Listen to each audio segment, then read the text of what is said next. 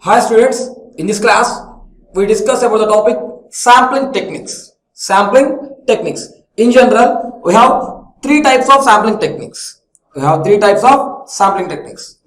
the first one, impulse sampling, second one, natural sampling, third one, flat top sampling.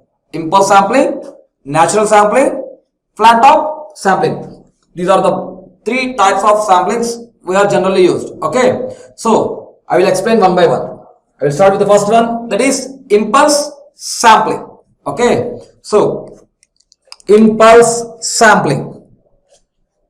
This impulse sampling is performed by multiplying the input signal with the impulse train. Impulse sampling, that is, we have to sample with the help of an impulse train, that is called as impulse sampling. So simply, this impulse sampling is performed by multiplying the input signal with the impulse train. See, this is the input signal, x of t as input signal, and consider this as an impulse train. Okay, so if you multiply the input signal with the impulse train, and this impulse train is represented with summation n equal to minus infinity to infinity del of t minus n capital T. Okay, simple. See, so impulse sampling is performed by multiplying input signal x of t with the impulse train, and I will represent the impulse train with the summation n equal to minus infinity del of t minus nt of period t. So this will be clearly understood if we go for the diagrammatic representation. See, here I am representing the input signal as x of t like this. This is the input signal x of t, and I am considering impulse train as this one with period t. See, the period between the two successive impulses is capital T. So I am considering an impulse train like this with the period t. Okay, if you multiply these two, then I will get the sample signal. So this type of sampling is nothing but impulse sampling. Why? Because here I am sampling the given signal with the help of an impulse train. Hence, we had given the name as impulse sampling. And the impulse train, this impulse train is represented with summation n equal to minus infinity del of t minus nt. So, if you substitute different values, I will get this impulse train. Okay. Now, here the amplitude of the impulse changes with respect to the amplitude of input signal. So this amplitude of the impulses changes with respect to the amplitude of the input signal. That is, in the sample version, we get the amplitudes with respect to the amplitude of the input signal. See, this one is multiplied with this part. If the sampling is at this place, so this is multiplied with this part. So here the amplitude is 1, I will get 1. Here it is 2, I will get 2. Here it is 3, I will get 3. So if you consider this as 1 into 1, 1, 2 into 1, 2, 3 into 1, 3. Okay. The same way, if this one minus 1 is multiplied with this one, I will get minus 1. Minus 2 multiplied with this 1, minus 2.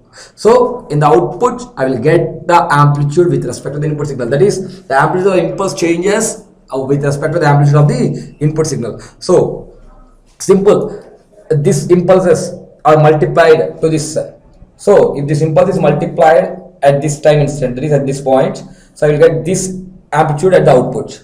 If the impulse is multiplied at this time instant, then I will get amplitude as this one. If it is multiplied at this point, I will get the amplitude as this one. So simple, the time instants. So if you put this below this, and if you compare the time instants, then it will be clearly understood. Okay, so just multiplying these two, it will give this a sample version as this one. See, here also this is a t, 2t, and so on. Okay, now here this y of t, that is the output signal y of t, is nothing but the input signal x of t into impulse train, and I know the impulse train is represented with summation n equal to minus infinity del of t minus n t. Okay, so y of t equal to x of t into summation n equal to minus infinity del of t minus n t. Okay, this t is the period of this impulse. Okay, now this y of t can be written as y of del of t, y del of t, because it is with respect to the impulse, so I represented del. And see, this function del of t minus n capital T exists only at t equal to nt. T equal to nt. In all other remaining cases, this function is 0. 0 into anything is 0. So whenever in place of t, if I substitute n into capital T, then n into capital T minus n into capital T, 0. Del of 0 is 1. That means it has a value only at t equal to small n into capital T. For all other values of small t, this value, del of that value will be equal to 0. So del of 2, del of 3, whatever, other than 0. So if you put any other value of t, so this value is not 0. So not 0 means del of the thing is equal to 0. 0 into anything is 0. That means this will have a value only at t equal to n into capital T, n into capital T. Okay. So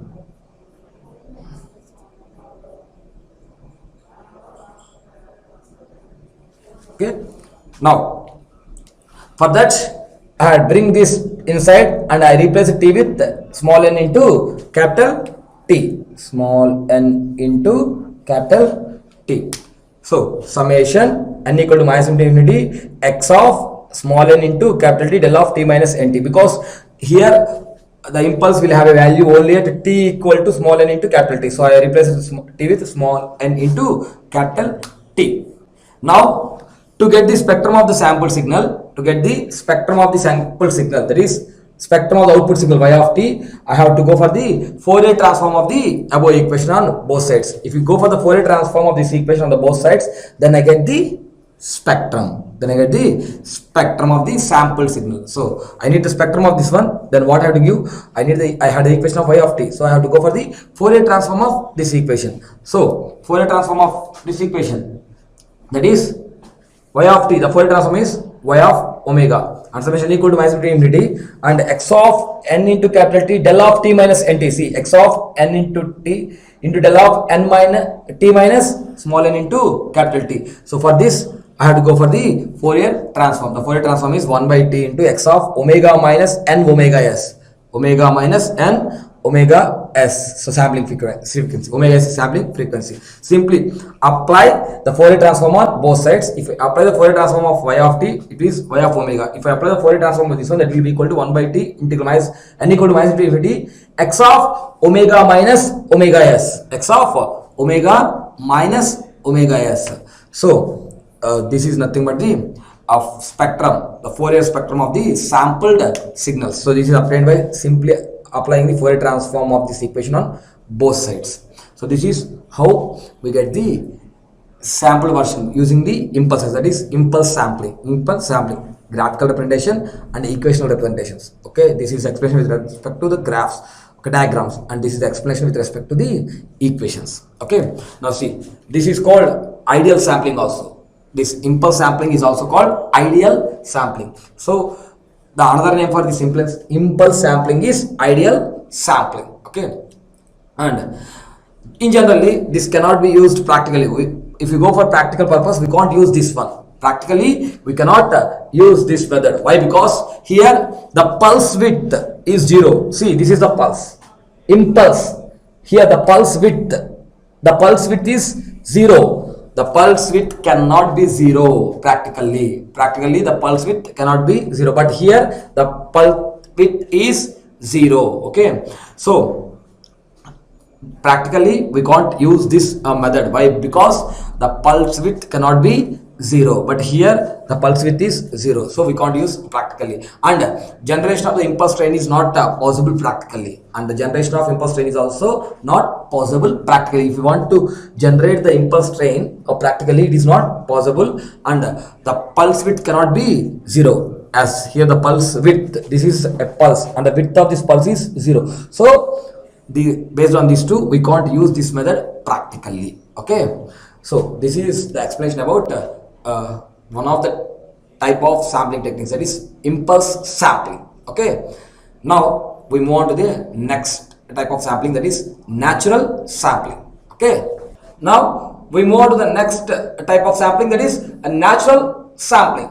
Here this natural sampling is very similar to the impulse sampling, except the impulse train is replaced with a pulse train of period capital T. Simple. Here the natural sampling, the procedure what we applied for the impulse sampling is same for the procedure of natural sampling. That is, natural sampling is similar to impulse sampling, except the impulse train there is replaced with a pulse train here with a period capital T. Okay, that is, simply we will multiply the input signal x of t with an pulse train instead of impulse train. So in impulse sampling, I multiplied the input signal x of t with an impulse train. Here in natural sampling, I will multiply the input signal x of t with an pulse train. So that is, in natural sampling, multiply the input signal x of t with the pulse train, and the pulse train is represented with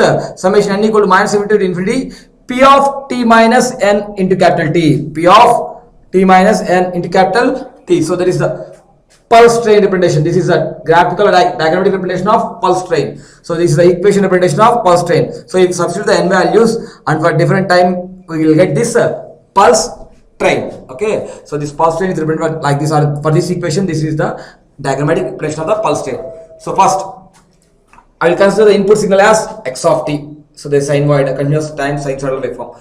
Now I am considering the pulse train, that is summation n equal to minus infinity p of small t minus small n into capital T. So if I multiply these two, so I am multiplying the input signal with a pulse train. So what happens? See, now the output will be equal to, so if the first pulse is multiplied with this, now I will get the pulse with respect to the amplitude of the input signal. With respect to the amplitude of the input signal. See, for this pulse, if the pulse is at this point, the pulse is at this point, so I will get the amplitude as this one, like this.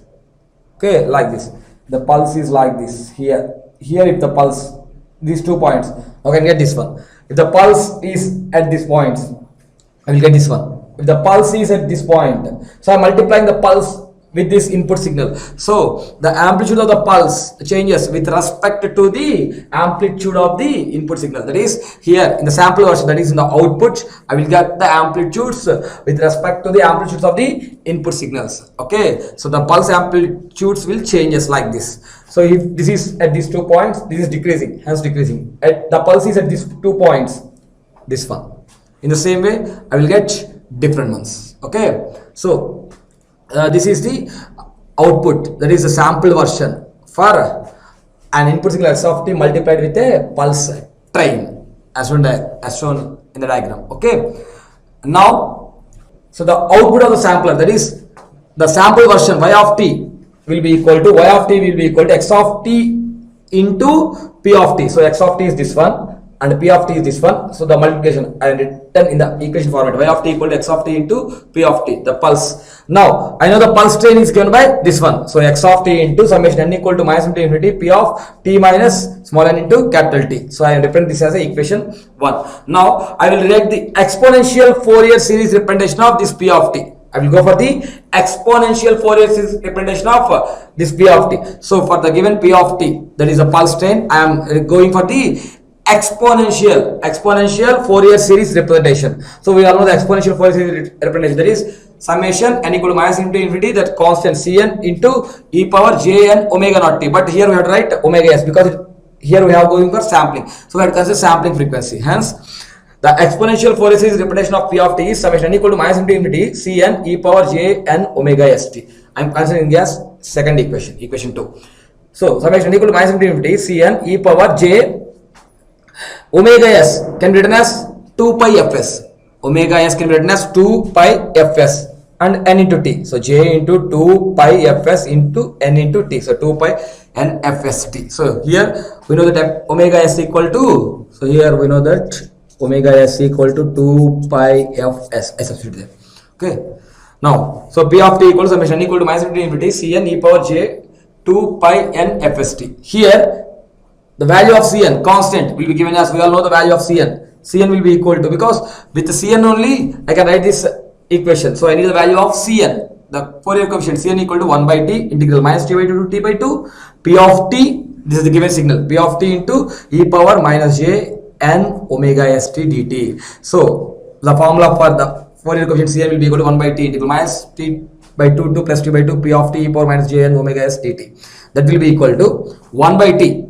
See, I am considering this. Here in place of omega, I have n omega s. So this can be written as p of n omega s. P of n omega s. Okay. Simply for general formula we have omega, but here we have n omega s. So we can write as p of n omega s. So this is represented as, this whole thing is represented as p of n omega s. So capital. So this is small and this is capital, difference. Now substitute Cn value in equation 2. Now substitute the value of Cn in equation 2. So here I got the value of Cn because I am considering this whole thing, that is integral minus t by 2 to t by 2 p of t e power minus j n omega s dt will be equal to capital P of n omega s. See, this is n omega s. Okay. So P of n omega s.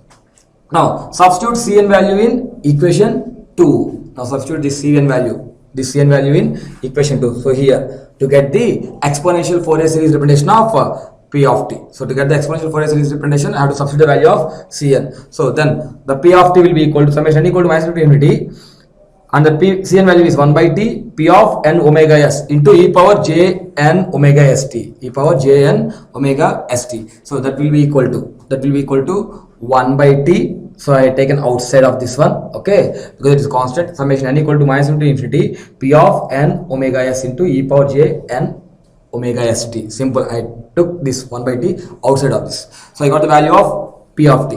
Now I am doing this to get spectrum of the output. First, to get the spectrum of the output, first I have to know the output y of t. So we know the y of t equal to x of t into p of t. Already I got the equation of this one. So substitute the p of t value in equation 1. So that is nothing but y of t equal to x of t into p of t. That is x of t. So this one. So y of t equal to x of t into p of t is 1 by t summation n equal to minus infinity p of n omega s into e power j n omega st, e power j n omega st substituted. Okay.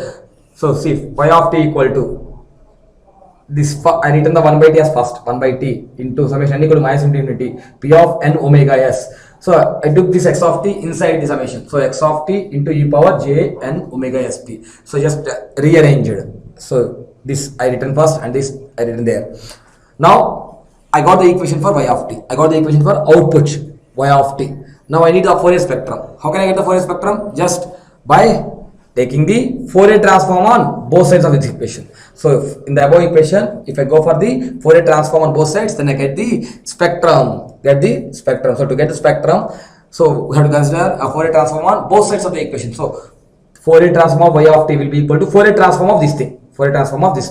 Now that will be equal to, see, 1 by t is a constant, bring outside. Summation n equal to minus infinity is constant, p of n omega s I took outside.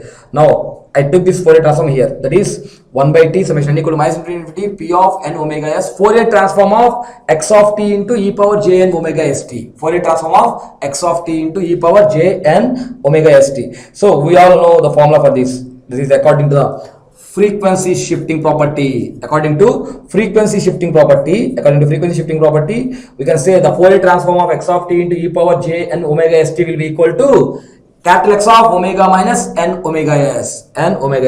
Okay, simple. So the Fourier transform of this value, according to the frequency shifting property, the value of this Fourier transform of this value will be equal to x of omega minus n omega s. So finally I concluded y of omega will be equal to 1 by t summation n equal to minus infinity p of n omega s into x of omega minus n omega s. Okay, so this is the spectrum. This is the spectrum of the sampled signal. Okay, so for the output signal, there is a sample version spectrum y of omega equal to 1 by t into summation equal to minus infinity p of n omega s into x of omega minus n omega s. Simple. So here in this natural sampling, first I had explained you what the natural sampling is, and then I gone for the graphical representations, and then I go for the equational representation. So I written the equations and I simplified the equations, and finally I got the expression for the spectrum of the sampled version. I got the equation for the spectrum of the sampled version. Okay, so first I multiply the output signal. So if I want to get the output signal, I have to multiply the input signal with the pulse train. Next, I gone for the exponential Fourier series representation of this pulse train. So we know the exponential Fourier series representation, and here I know the value of Cn. So I have to find out the value of Cn. I have to find out the value of Cn, and I know the formula of Cn. So using that formula, I got the value of Cn. Okay. Now I substitute the value of Cn in this equation to get the exponential Fourier representation of P of t. Okay, I got the exponential Fourier representation of P of t. Now I substitute this P of t in our starting equation, that is y of t equal to x of t into P of t. So there I substituted. Okay, and then I get the equation for the output signal y of t. From y of t I need the spectrum, so I have to go for the Fourier transform on both sides of this equation. So I got the Fourier transform. So here arrange it the proper order. Okay, here I got Fourier transform of x of t into e power j n omega st. So that is nothing but the using a frequency shifting property, the value of this one will be equal to x of omega minus n omega s. So finally I concluded the spectrum of the sample version of y of t is nothing but y of omega equal to 1 by t summation equal to minus infinity p of n omega s into x of omega minus n omega s. This is the complete explanation about a natural sampling. Okay, now we will move on to the third type of sampling, that is flat top sampling. Now we move on to the third type of sampling technique, that is flat top sampling. The name itself tells us flat top, that is in the sample version the top will be flat. In sample version the top of the pulses will be flat. Okay, whereas in natural sampling the sample version the top of the pulses is not flat, they are either increased or decreased. Okay, here during transmission noise is introduced at the top of the transmission pulse. Generally the noise is introduced at the top of the pulse. Okay, so while in the transmission pulse the noise is introduced at the top, that can be easily removed if the pulse is of the form flat top. So see, if the top is like this, so the noise is generally at the top of this pulse. Okay, if we make this pulse as flat, then we can easily remove the noise. Okay, so during transmission the noise is introduced at top of the transmission pulse, that can be easily removed if the pulse is of the form flat top. So if it is not like this, if it is like this flat, then we can remove the noise. Here the top of the samples are flat. In this flat top sampling, the top of the samples, see in the output the top of the samples are flat, that is they have the constant amplitude. Here in natural sampling at the output the pulses are varying, that is the pulse amplitude is not constant, but here in flat top sampling they will have the constant amplitude, the pulses have the constant amplitude, hence it is named as flat top sampling or practical sampling. So another name for flat top sampling is practical sampling. Okay, now this flat top sampling make use of sample and hold circuit.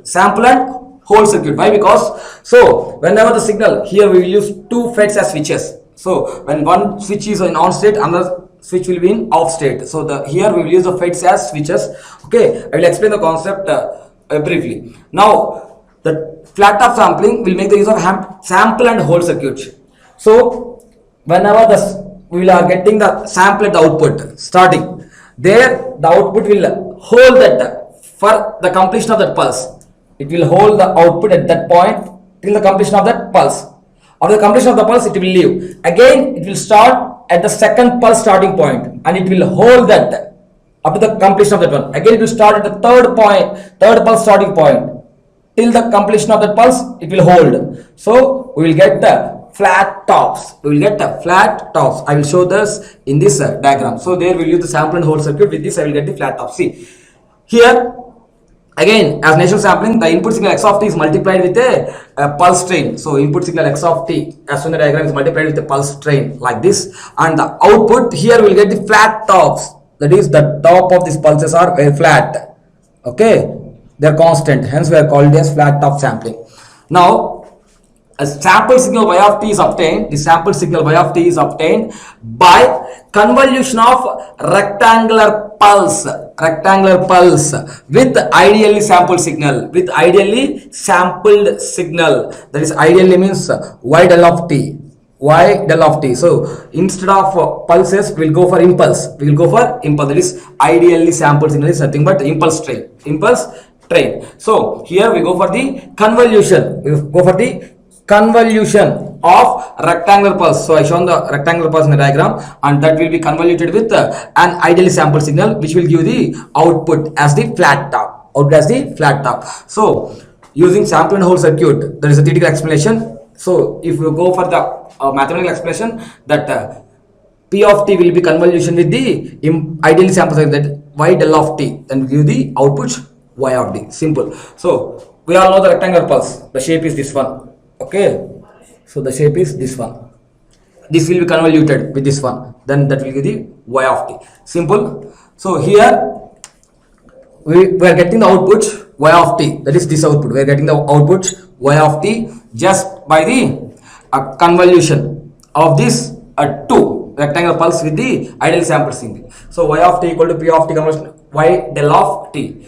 To get the sampled version, to get the sampled spectrum. So we got the output spectrum, that is sampled signal spectrum. What we have to do? We have to go for the Fourier transform on both sides. Fourier transform on both sides. So y of t Fourier transform is y of omega, and p of t convolution y del of t, having the Fourier transform. See, this is the convolution symbol is star. Convolution symbol is star. We have to write star. So y of t equal to p of t, that is rectangular pulse convolution of ideally sampled signal. So this is the equation of this output. So from this diagram, I can get the equation of the output as y of t equal to p of t convolution y del of t. So to get the sampled spectrum, that is, this is the output equation. From that I need the spectrum. So output spectrum, that is a sample version spectrum. For that I have to go for the Fourier transform on both sides. So if I apply Fourier transform, y of t becomes y of omega, and I have to apply Fourier transform of this one. We know the convolution in one domain and changes to the other domain, it will become as multiplication. Another domain, it will become as multiplication. See, here it is in time domain, and we are going for convolution. That is, in frequency domain, they will go for the multiplication of their respective Fourier transform. That is, p of t will have Fourier transform p of omega, and y del of t will have Fourier transform y del of omega, and there it will become as multiplication. We all know the convolution property. So from the convolution property, the convolution of two signals, time signal, that is in time domain, will be equal to the multiplication of their respective Fourier transforms in the frequency domain. So this will become as p of omega, and this will become as y del of omega. So finally I got the equation of spectrum y of omega, the output spectrum, sampled version spectrum y of omega will be equal to capital P of omega into y del of omega. Okay, simple. Here this P of omega equation is nothing but this one, the spectrum of this one. So we all know the Fourier transform of the rectangular pulse. That is nothing but P of omega will put t, capital T, into sinc of omega t by 2. Okay, so this is this one. So this is nothing but P of omega value. Okay, sinc function, we get a sinc function, capital T into sinc omega tau by 2 or t by 2. So we get this one. So this is the explanation about flat top sampling. So here first I multiplied the input signal with the pulse train, and I get the output. So for perfect explanation, I consider a rectangular pulse that is multiplied with the ideally sampled signal to get the flat tops as the output. So that is obtained by convolution of p of t with y del of t. So y of t will be equal to p of t convolution y del of t. Okay, so to get the spectrum I have to go for the Fourier transform on both sides. Now y of t Fourier transform y of omega. The Fourier transform of p of t convolution y of t is nothing but p of omega into y del of omega. Simple logic. So here the convolution in the time domain will become as a multiplication of their respective Fourier transform in the frequency domain. Here p of omega is nothing but the Fourier transform of this p of t, that is Fourier transform of the rectangular pulse. Already we know the value of Fourier transform of rectangular pulse. Okay, this is the complete explanation about flat top sampling. So in this class I explained you the sampling techniques. Okay, so the three types of sampling techniques. Okay, with this I am finishing today's class. We will move on to I will discuss the next topics in next class. Thank you one and all.